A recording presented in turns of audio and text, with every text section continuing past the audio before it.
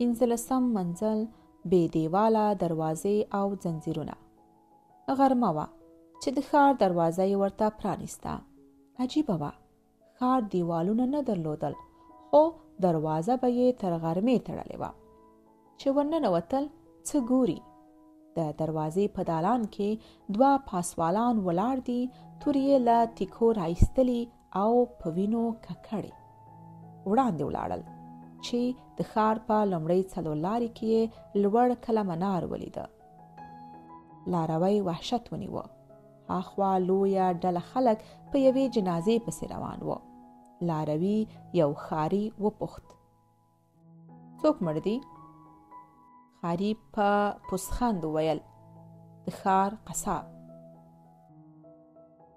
په کوچنۍ ویاله کې له اوبو سره ګډې وینې بهېدې. هاخوا په یو لوی واټ کې ګڼې ښځې روانې وې. سرونه یې لوڅ او ببر وو.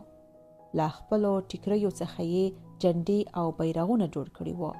په جنډو لیکلي وو: موږ د ښځو حقونه غواړو.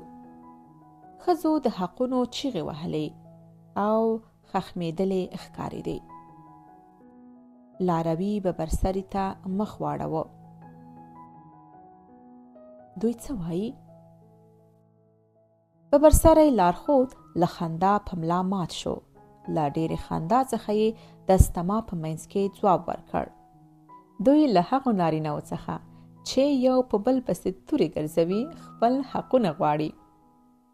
دا ښځې په هغه ښار کې چې ژوند نشته حق غواړي. پوه شه چې حق د ژوندیو خلکو غوښتنه وي. پر مرګ محکوم ولسونه حق نشي غوښتلای.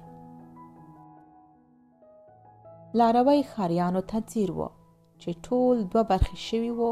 نارینه د قصاب په جنازې پسې روان وو او ښځینه وو د خپلو حقونو د غوښتلو چیغې وهلې.